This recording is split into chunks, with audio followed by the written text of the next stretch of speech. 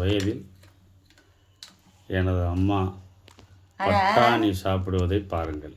நீங்கள் வழியா நீ போட பல்லு என்ன கெதியாக இருக்குது. 100 வயசில் அது வந்து பட்டாணி சாப்பிடுதுன்னு சொன்னால் கடுக்குன்னு அந்த பட்டாணியை வந்து சாப்பிடுகின்ற பாருங்கள். அந்தளவுக்கு அந்த காலத்தில் சாப்பிட்ட உணவு முறைகள், வெத்தலை போடுறது எல்லாம் சேர்ந்து 100 வயசாகியும் அந்த பட்டாணியை அது சாப்பிடுகின்ற விதத்தை பாருங்கள். நோயற்ற வாழ்வே குறைவற்ற செல்வம் என்று சொல்வார்கள். 100 வயசுலேயும் அது தன் பட்டாணியை அது சாப்பிட்ற விதம் மிகவும்.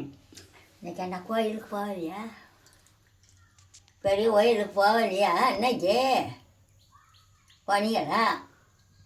சாப்பாடு வைக்க தானே போங்க. நாங்கள் வரும் சாப்பாடு வருவாங்க. பட்டாணியை சாப்பிட்டு கொண்டே பேசுகின்ற விதங்கள்.